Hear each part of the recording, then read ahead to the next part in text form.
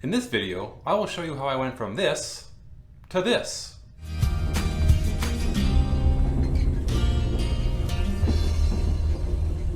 Hi everyone, welcome to my very first kit build. For the sake of time, I took out a lot of video and I put some timestamps in the description. I also voiced over the second half of this video to take out some of those awkward pauses and some of the dog noises. Enjoy. Okay, for my CN locomotive shed, I'll be using Pikestuff's The Shops. It has 3 stalls or openings and a little office here on the side. So what I'm going to do is just going to make sure that I have all the pieces, and then we'll go on to the next step. Okay, I have all the pieces. They're all on the sprues. So the next step is to cut the pieces off the sprues. So in order to do that, I'm going to use, just kidding, I'm actually going to use my X-Acto knife, and I want to put a fresh blade, so I'm going to use my Manly Martha Stewart blades. And be sure to safely dispose of your blades. Okay, they're very dangerous, very sharp, so don't just throw them in the garbage can, because they can cut or poke someone else and lead to a very expensive lawsuit. Okay, all set.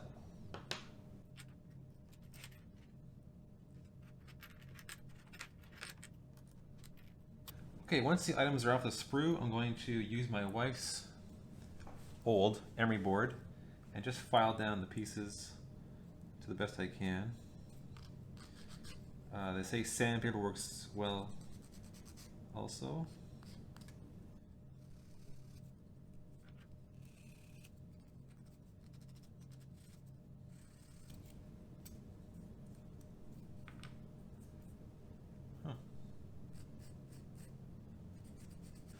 So here's before and here's after. And it's really important that you read the instructions, because I probably would have thrown this piece out hadn't I read the instructions. This actually goes into the door frame of the shed. An important piece. I'll probably trim these pieces off later on, but I'm not sure if I'll need them or not, so it's better to keep them on now instead of trying to glue them on later on if I need them. So a few more things to do, cut and sand, and then on to the next step. Here are all the possibilities you can make with this kit. Just a few suggestions. There's so many things you can do with this kit, it's great. You can make it bigger, smaller. If you buy 2 kits, you can kit bash it, make it even bigger. But you'll see here they have 2 stalls here, 1 stall, 1 stall, 1 stall. I'm gonna do none of these. I'm just gonna do what I have on the cover here. I'm doing all 3, 1, 2, 3. Next, I'm going to cut out the openings for the actual locomotives, the doors, and the windows. And they recommend that you use a steel edge and your X-Acto knife.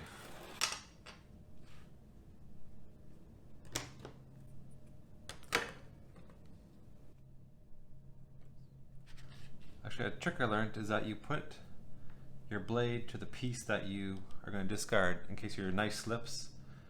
That's going to score the piece you don't want anymore. Just a little tip.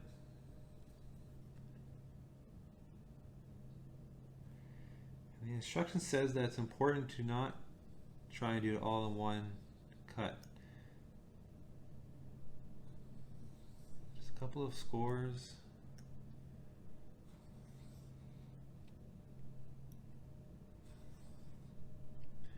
I'm not putting very much pressure. I don't want to lose control of the knife. I also want to cut myself. And I do not want to damage the plastic.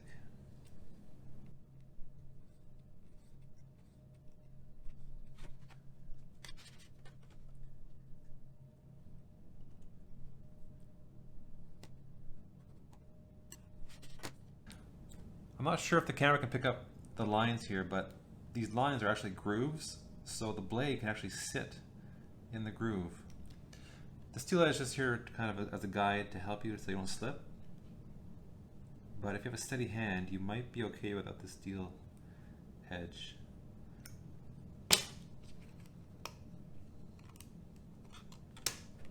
Et voila! So you'll notice that, maybe you can't notice, but there's some rugged edges here. I'm going to file that down, but also I think that's what these are for.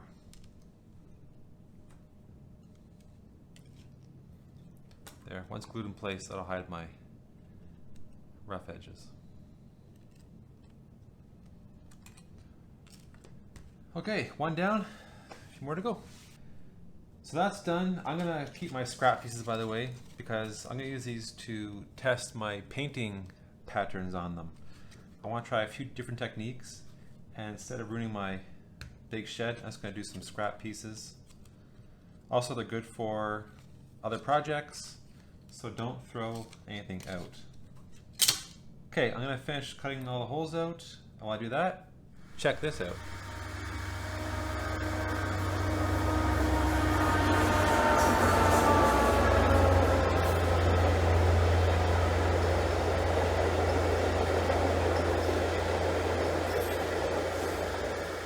Okay, so here's all the pieces put together, kind of. We have the front of the shed, the back of the shed, two sides of the shed.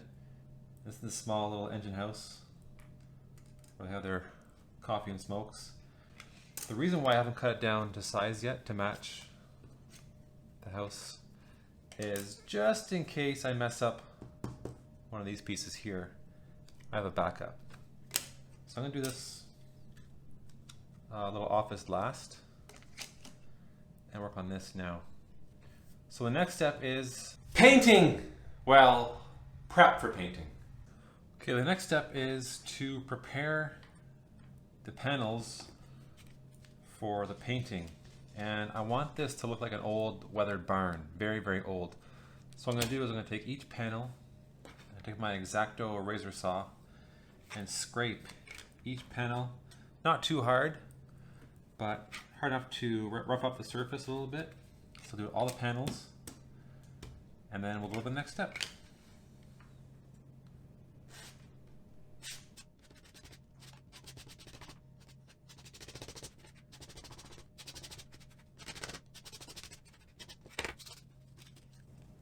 Here's before, here's after. Not a huge difference, but just kind of takes the shine and the newness out of it. Roughs it up a little bit.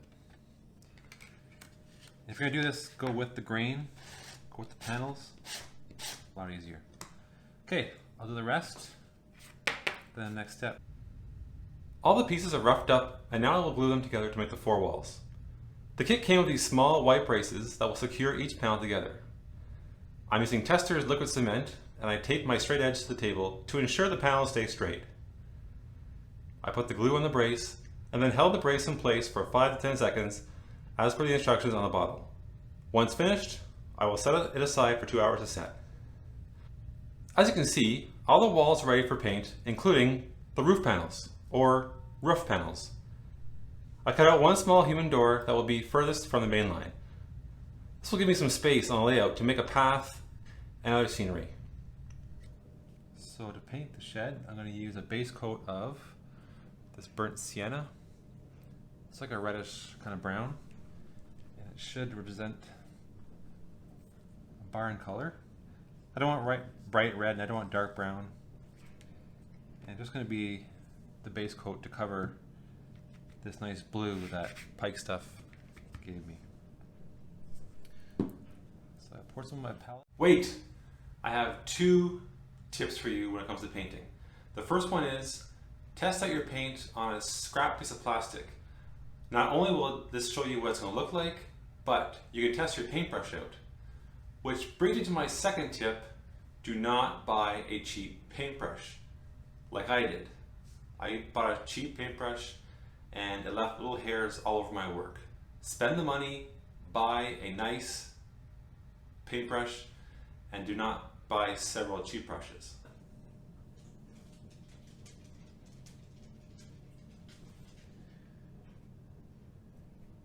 they go?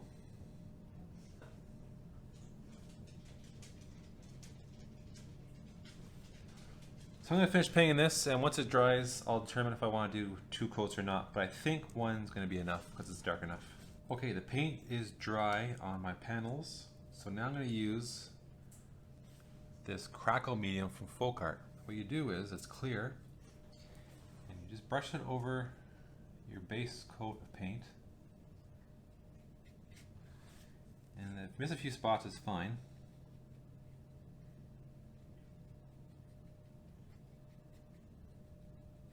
So I'm going to cover the whole panel, let it dry, and then put another coat of a different color paint. And what happens is the paint you put on top of this crackle medium kind of cracks up and looks old and vintage. Okay, the crackle has dried, so now I'm going to apply ta-da, vintage white. And this will give, I'm going to put the white on here, and when I'm done, I'm hoping it looks like old barnwood.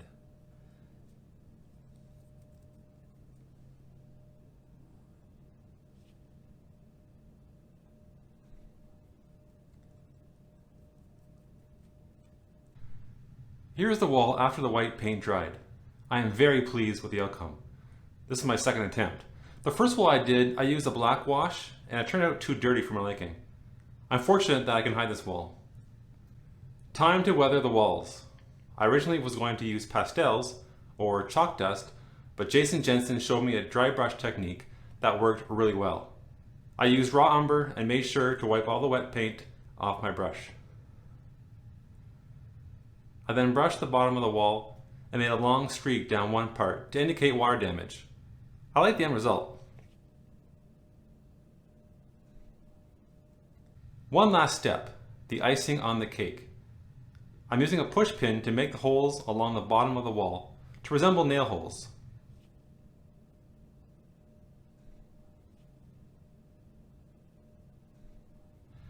Here is the final product. This wall will face operators and spectators, so I'm glad it turned out the way I wanted it to. What's better than icing on cake? Sprinkles on the icing. I decided to take my water damage area one step further. I carefully placed my knife under one of the siding panels on the wall and lifted the knife. I didn't want to take a chunk out, so I made sure not to go too deep or hard with the knife. I then took my black paint and painted the damaged area to represent mold. With all 4 walls painted and weathered, it's time to trim, paint, and glue the bay door frames. I trimmed the bottoms of the frames, filed them, and painted them a dark brown. I might have used raw umber.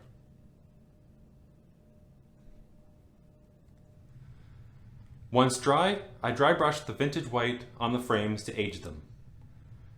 Then, very carefully, I glued all 3 frames into place. Now the moment of truth. It's time to glue the walls together. I know it's hard to believe, but this is truly my first kit build. My brother Mike used to make our models when we were younger. In fact, throughout this build, I sent him photos of the progress, asking for his approval. I don't have any fancy tools to keep things square, but Pikestuff does a good job with making sure you don't screw up. I just lined up the walls and tried my best to keep them square. For extra help, you can see I used a piece of scrap plastic as my square guide. Ta-da! Look, Mom, I did it! I also finished the small office. I used some balsa wood as corner supports. I'll do the same thing for the shed. It might not be necessary, but it gives me peace of mind. Before I paint the roof, check out my second sweet Railfanning video.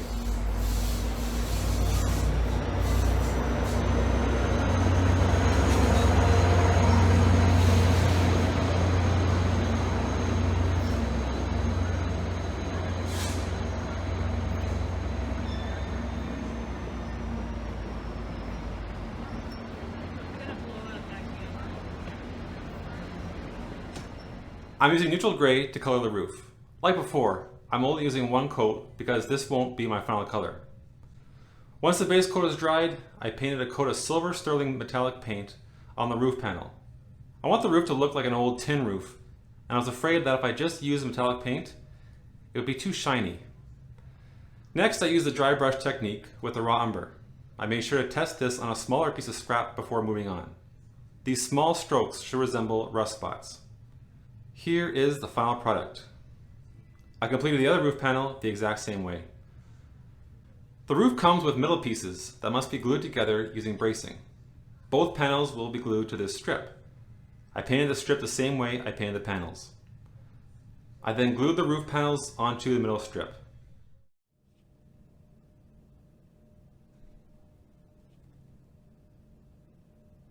And voila! The Loco shed now has a roof.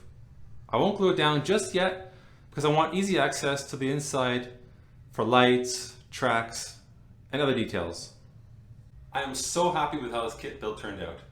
The whole process took me several hours over a 3-day span, but it was all very fun. And I was never bored because while one section was setting or drying, I just worked on another piece because there's always something to paint, to glue, or to trim. I want to thank Jason Jensen for his videos. I used the exact materials that he used and my final product turned out great. I also impressed with Pikestuff because it's a very easy to use model and there's lots of options for creativity. I hope you all learned something from this video. I'd love to hear your thoughts in the comment section down below. Until next time, thanks for watching and take care. Honey, have you seen my nail file? Oh,